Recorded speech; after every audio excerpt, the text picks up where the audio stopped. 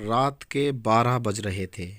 रघु रिक्शे की पिछली सीट पर लेटा अपने फटे पुराने चादर से पैरों को ढकने की नाकाम कोशिश कर रहा था, क्योंकि मच्छरों के झुंड नीचे से लगातार हमले किए जा रहे थे। दिन भर अमीर लोग खून चूसते हैं और रात को ये साले मच्छर। बड़बड़ाते हुए उसने पैर झटका। आहा! अगले ही पल उसकी चीख निकल गई।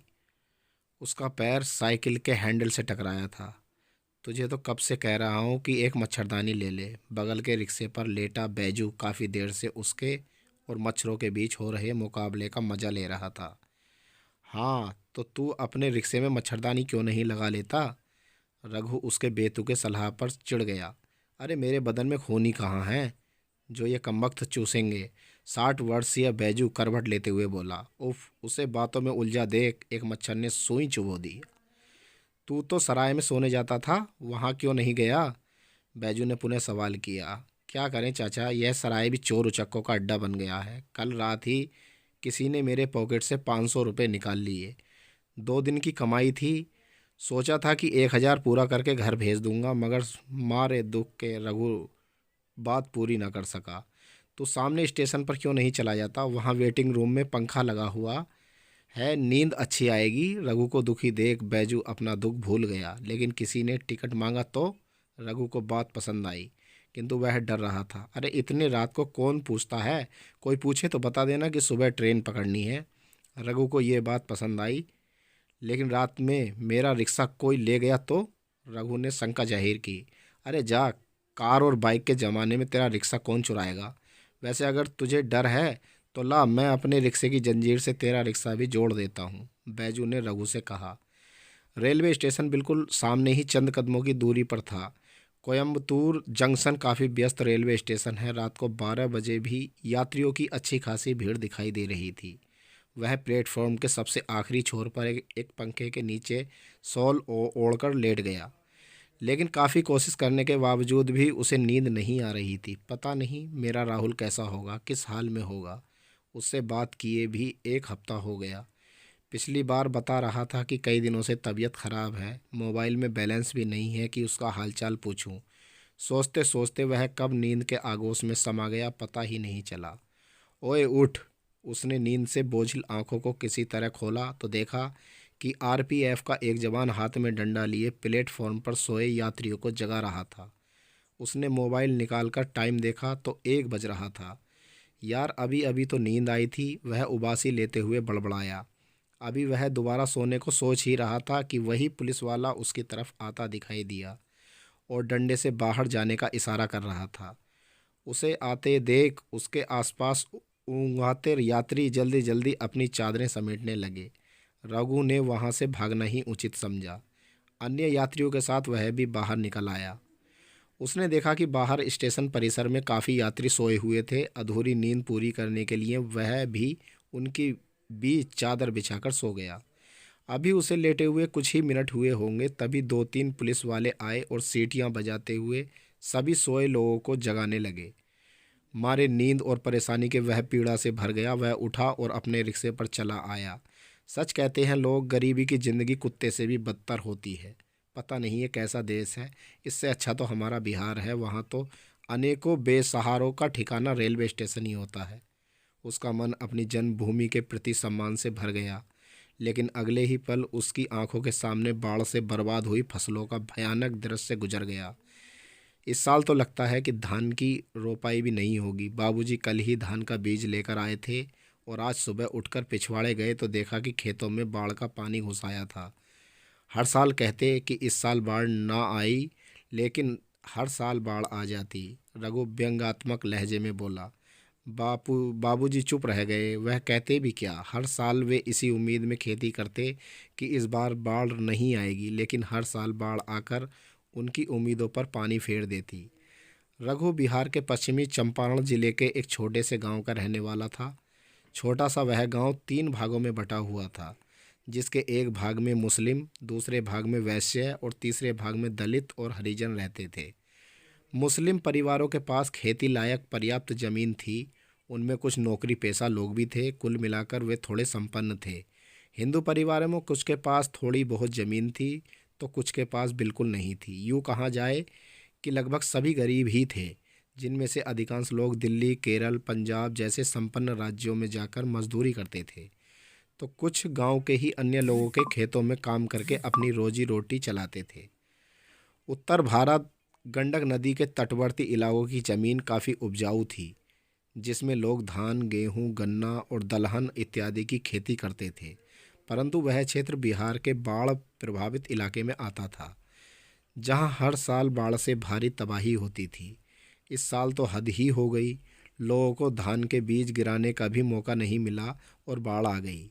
रघु के परिवार में माँ बाप, छोटा भाई, पत्नी और 3 बच्चों के साथ कुल 8 सदस्य थे। गरीबी की वजह से रघु ज़्यादा पढ़ लिख नहीं पाया था। गांव के अन्य लोगों की तरह वह भी परदेश में जाकर मजदूरी करता था, लेकिन उसका सपना था कि उसका छोटा भाई पढ़ लिख कर बड़ा आदमी बने। इसके लिए रात दिन वह कड़ी मेहनत करता। कुल मिलाकर जैसे तैसे परिवार का गुजारा चल रहा था। तभी कोरोना महामारी सबके लिए इम्तिहान बनकर आ गया। लॉकडाउन लगने से सभी काम धंधे प्रभावित हुए। सबसे ज़्यादा मार तो गरीबों पर पड़ी। उनको तो खाने के लाले पड़ गए। रोजी रोटी चलाने के लिए एक कर्ज लेना पड़ा, जिसके कारण साहूकार का कर्ज भी बढ़ गया। अब उनकी चिंता दोगुनी हो गई। अब परिवार का खर्च चलाएं कि साहूकार का कर्जा चुकाएं। परसों हम बाहर चले जाएंगे। रघु मुंह धोकर पलंग पर बैठते हुए बोला। कहाँ जा रहे हैं? पत्नी ने जानना चाहा। केरल का टिकट बन गया है, अभी तो बनवा के आया हूँ। क्या करोगे वहाँ जाकर? देखेंगे, जो काम मिलेगा वही कर लेंगे, लेकिन अपने परिवार को गरीबी में ना मरने देंगे। लेकिन इतना दूर? अरे, अपने गांव के बहुत लोग वहाँ रह रहे हैं। और सुनो, वहाँ दिहाड़ी भी ज़्यादा है। लेकिन अब रहने दो, ज़्यादा सवाल ना करो। खाना लाओ, भूख लग रही है। वह उखड़ गया। उषा मन महसूस कर वहाँ से उठ गई। भैया, अब की बार मैं भी चलूँगा आपके साथ। राहुल इंटरमीडिएट कर चुका था, परंतु अभी लॉकडाउन की वजह से स्कूल कॉलेज बंद होने के कारण कई महीनों से घर पर बेकार बैठा था। तू क्या करेगा वहाँ जाकर? मैं तो कोई भी काम कर लूँगा। नहीं, तू घर पर ही रह। यहाँ भी एक आदमी का रहना ज़रूरी है। भैया, मैं जानता हूँ कि घर की कंडीशन ख़राब है। आप अकेले क्या क्या करेंगे? मैं चलूँगा तो आपकी भी कुछ मदद हो जाएगी। आखिर यहाँ भी तो बेकार ही बैठा हूँ। रघु आगे कुछ नहीं बोल पाया, क्योंकि वह जानता था कि राहुल सच कह रहा था। तय समय पर उन्होंने ट्रेन पकड़ी और 48 घंटे के लंबे सफ़र के बाद कोयम्बतूर उतर गए। रघु का एक रिश्तेदार कोच्चि में राइस मिल में काम करता था। उसने राहुल को अपने पास बुला लिया और अपने साथ हेल्पर में लगा लिया। इधर रघु काम की तलाश में कई दिनों तक भूखा प्यासा इधर उधर भटकता रहा, लेकिन इस अनजान शहर में कोई मुनासिब काम नहीं मिल पाया। इसका मुख्य कारण तमिल भाषा का ना बोल पाना और ना समझ पाना था। उत्तर भारतीय लोगों को दक्षिण भारत में यही समस्या होती है।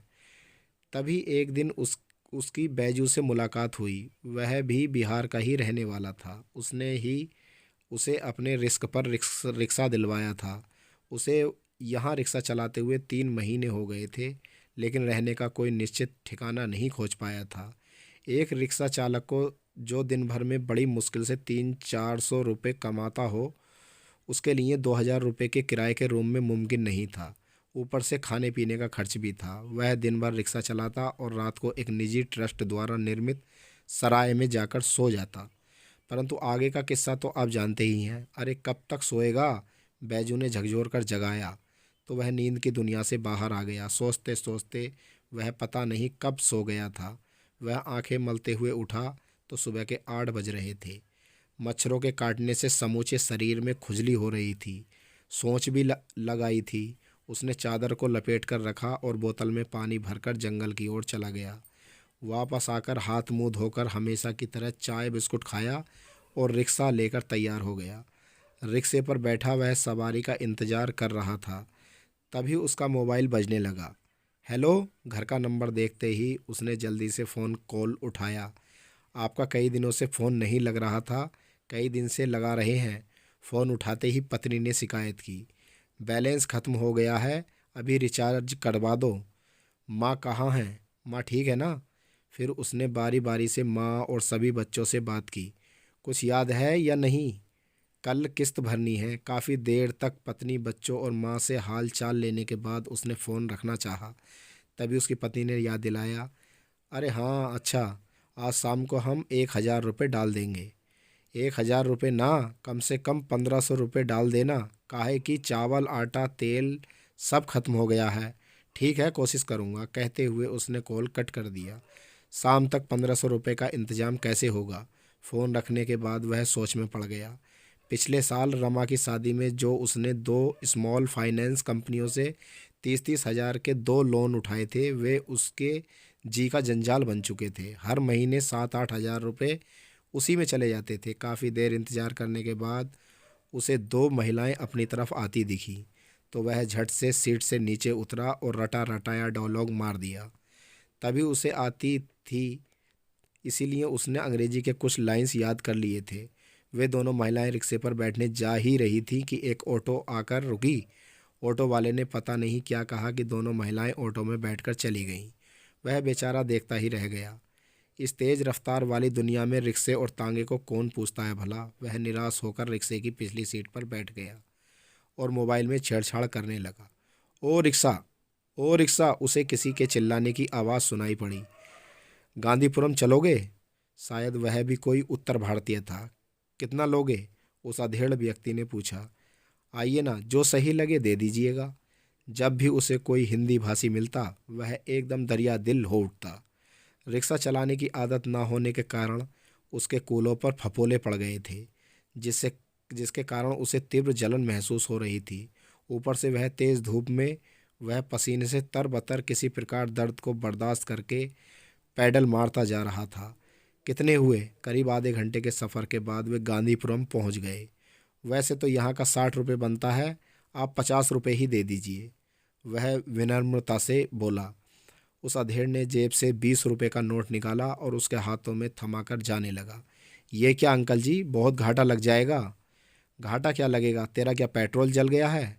लेकिन अंकल जी, अरे ठीक है, रख ले, वह बेरुखी से कहता हुआ आगे बढ़ गया।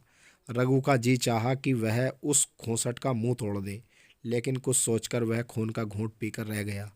वह रिक्शे पर चढ़ा और वापस चल पड़ा। आज का दिन उसकी कमाई के लिहाज से अच्छा गुजरा था।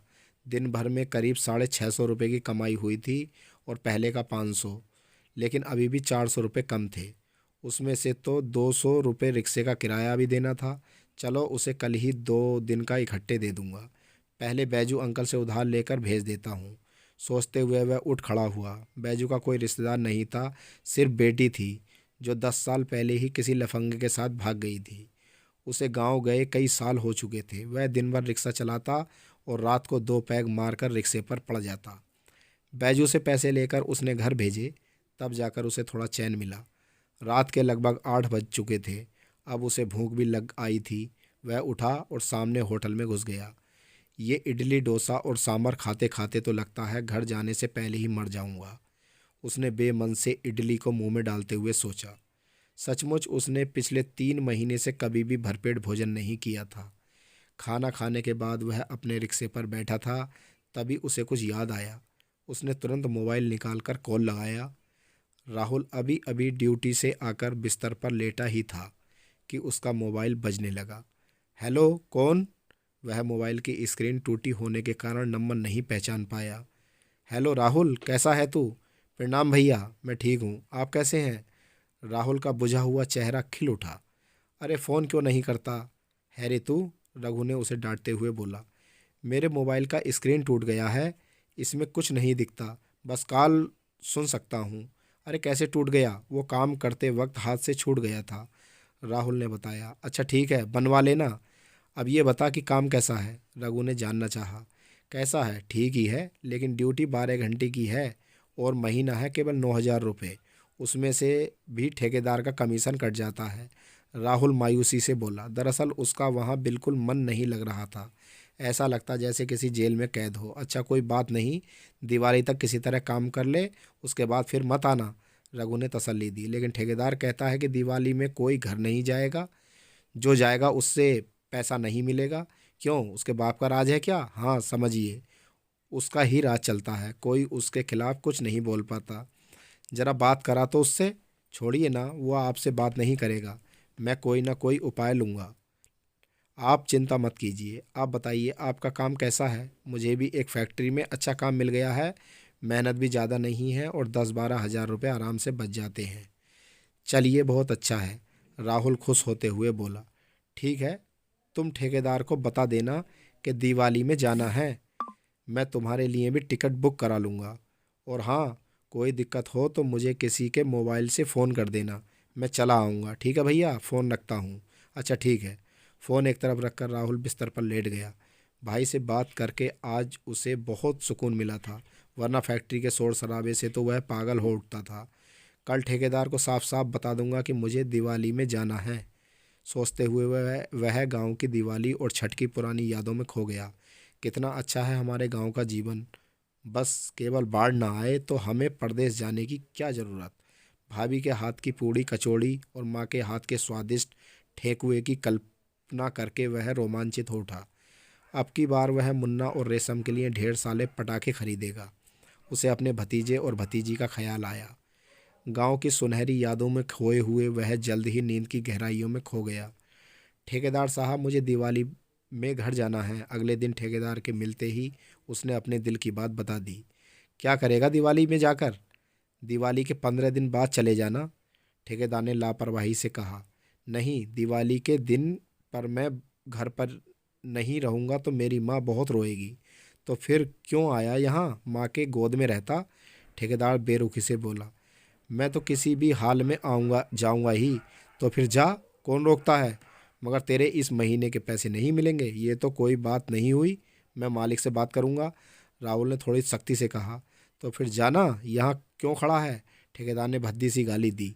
अगली सुबह मिल मालिक ने राहुल को अपने ऑफिस में बुलाया और बहुत फटकारा। वो तो शुक्र है अजय का जो समय पर वहाँ पहुँच गया, वरना वह हाथ भी उठा देता। शायद ठेकेदार ने ही उसको कोई पट्टी पड़ा दी थी। देखो राहुल, समझने की कोशिश करो, हम इनसे झगड़ा करके जीत नहीं सकते। बस कुछ दिन की तो बात है। दिवाली बाद मेरे साथ ही चले चलना। अजय जो राहुल की मौसी का लड़का था और उसका हम उम्र था।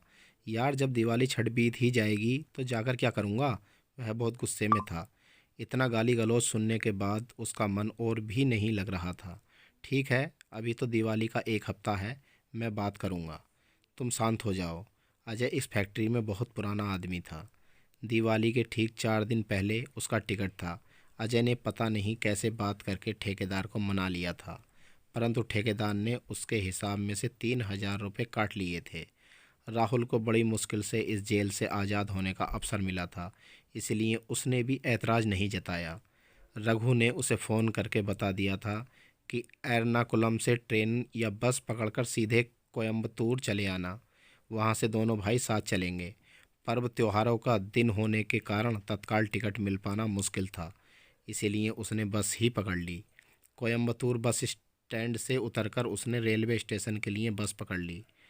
रघु लाइन पर था और लगातार उसे रास्ते का पता दे रहा था। रेलवे स्टेशन के इस पार उतरकर वह मोबाइल कान से लगाए सड़क पार कर रहा था। तभी अचानक एक कार तेज गति से सामने आ गई, लेकिन उससे पहले ही कार उसके शरीर को छूती, सड़क के उस पार से किसी ने बिजली की फुर्ती से उसके ऊपर छलांग लगाई और उसे दूर धकेल दिया। यह सब इतनी तेज़ी से हुआ कि उसे कुछ भी दिखाई नहीं दिया। थोड़ी ही देर में भीड़ जमा हो गई। कार ड्राइवर कार छोड़कर भाग चुका था। रोड पर गिरने के कारण उसकी कोहनियाँ छिल गई थीं। किसी तरह कराहते हुए वह भीड़ को चीरता हुआ अंदर पहुंचा और मृतक को पहचानने की कोशिश की। उसने दिमाग पर जोर डाला और घने दाढ़ी मूंछों के खून से सने चेहरे को पहचानने की कोशिश की। अगले ही पल वह सबसे लिपट कर दहाड़े मार मार कर रो रहा था। वह रघु ही था, जो सड़क के इस किनारे खड़ा उसका इंतजार कर रहा था।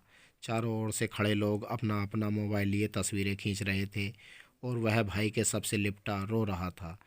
कुछ ही मिनटों में जब पुलिस आ गई तो सब लोग वहां से खिसकने लगे।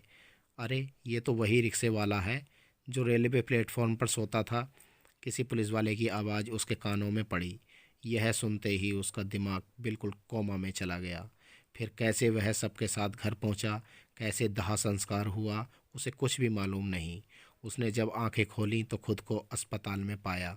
करीब एक हफ्ते बाद कोमा से बाहर आया था। माँ, बाबूजी, भाभी, बच्चे सभी उसके आसपास बैठे थे। जैसे ही उसकी नज़र भाभी और बच्चों पर पड़ी, वह किसी बच्चे की तरह सुबक सुबक कर रोने लगा। वह उस दृश्य की कल्पना करके तड़प उठा जब उसका भाई रिक्शा चलाता होगा, जब वह रेलवे स्टेशनों पर सोता होगा, जब उसके खूबसूरत चेहरे को कार ने रौंदा होगा। वह भाभी के पैरों में गिरकर लगातार रोते ही जा रहा था। लेकिन आखिर कोई कब तक रो सकता है? किसी के जाने के से जीवन रुक तो नहीं जाता। लेकिन उसने उसी वक्त कसम खाई कि वह तब तक शादी नहीं करेगा जब तक वह अपने भतीजे को पढ़ा लिखाकर बड़ा आदमी नहीं बना देता और दोनों भतीजियों की शादी नहीं हो जाती। उसने फिर से पढ़ाई चालू कर दी। अब वह दिन भर पास के कस्बे में मजदूरी करता और रात को पढ़ाई करता। दिल लगाकर काम करने के कारण बहुत जल्द ही वह कुशल कारीगर बन गया, जिसके चलते उसे ज़्यादा पैसे मिलने लगे और घर की हालत भी सुधरने लगी। लेकिन अभी उसका लक्ष्य पूरा नहीं हुआ था। उसने परिवार का खर्च चलाते हुए पढ़ाई भी जारी रखी और बच्चों को भी पढ़ाना जारी रखा। 5 साल बाद राहुल ने शादी नहीं की थी। अब तो शादी कर लो ना, भाभी ने उसके माथे पर टीका लगाते हुए पूछा। आज रघु की 5वीं बरसी थी और इसी मौके पर उसका बिहार पुलिस में दरोगा के पद पर सिलेक्शन हो गया था।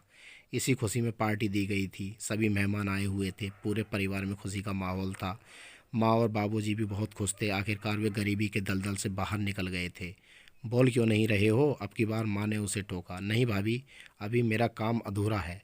अभी मुन्ना को एसीपी बनाना है। अभी किरण और नेहा की शादी करनी है और गांव को ऐसा बनाना है कि किसी को परदेश जाकर मजदूरी ना करनी पड़े। अभी मेरा सफ़र बहुत लंबा है। तब तक आप लोगों को इंतज़ार करना पड़ेगा। आप लोग मुझे आशीर्वाद दीजिए कि मुझे अपने सफ़र में सफलता मिले। वह भाभी, माँ और बाबूजी के पांव छूते हुए बोला। सभी मेहमानों से निपटकर वह छत पर चला आया। रात के 12 बज रहे थे। चांद पूरी ताकत से चमक रहा था। उसने ध्यान से चांद को देखा तो ऐसा लगा कि रघु मुस्कुरा रहा है। उसकी आंखों से कुछ मोती टूटे और होठों पर आकर रुक गए। अनायास ही उसकी होठों से निकल पड़ा, भैया आप खुश तो हो ना? दोस्तों, आपने इस कहानी से क्या सीखा? कृपया कमेंट करके ज़रूर बताएं और यदि कहानी पसंद आई हो तो प्लीज़ लाइक और सब्सक्राइब करना ना भूलें। शुक्रिया।